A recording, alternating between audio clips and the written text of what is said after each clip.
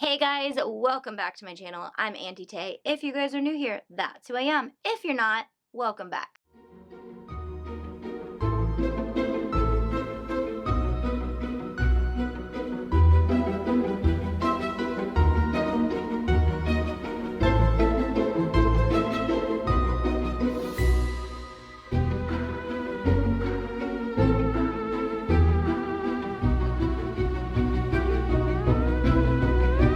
Welcome back to October.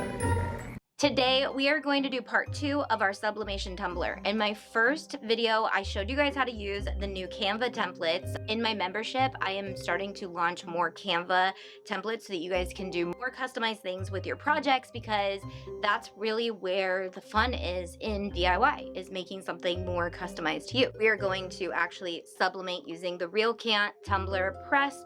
This is in my Amazon store, but this will work if you have any other sort of tumbler press as well. However, this is going to be all the little kinks and tricks that I found that I like, and things that maybe I didn't like that I thought I could do better next time. If you want to see me bling this tumbler, because it's partially blinged in the final shots, I'm blinging it live with you guys on Mondays in October, or October as we like to call it around here. And I'd love to have you hang out with me, chat, get to know me, get to know you, all the things over on YouTube.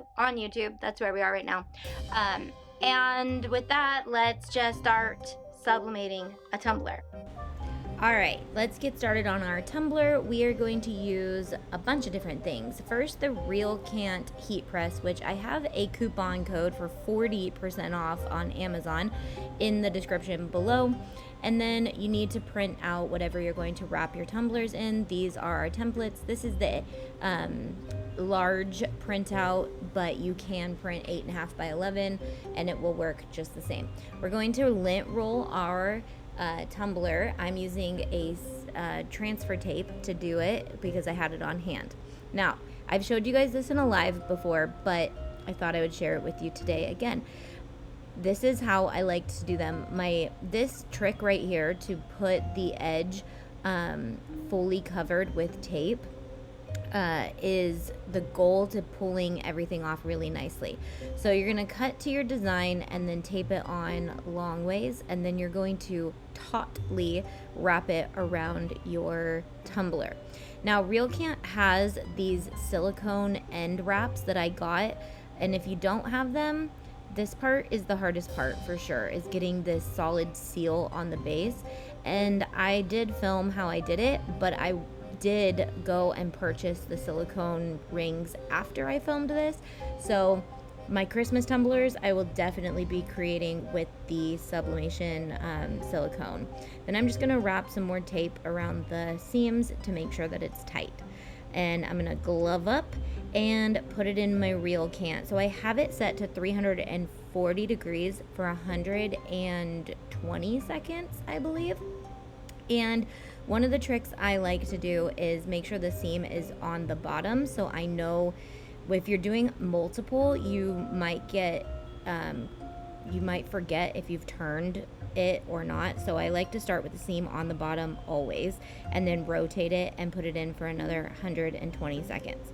Now here's where that line of tape that we started with comes in super handy, because it can be kind of annoying to try to get your design off.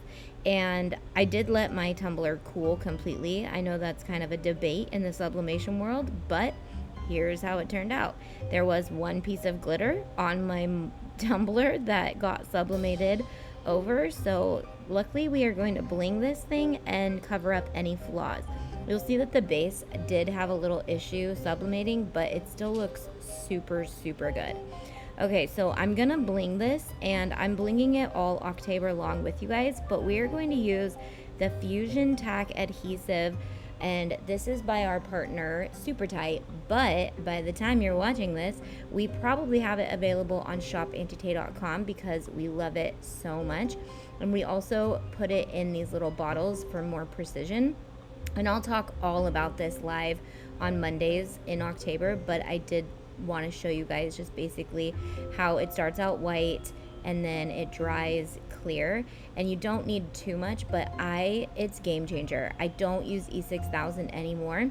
And also, all of the glue by Supertight is made in Europe, so all of their ingredients have to be approved by the, I guess it's the FDA in Europe, or whatever they call it in Europe, but they have way less chemicals they're allowed to use than America, so their glue is a lot safer to use around people, around animals, around kids, and you'll be seeing me use it a lot with Bling. But this fusion tack is what we use for Bling on pretty much every material. And I'm just gonna continue to bling this up over the holiday season with you guys, and I can't wait to show you it when it's all finished because I'm so excited for it.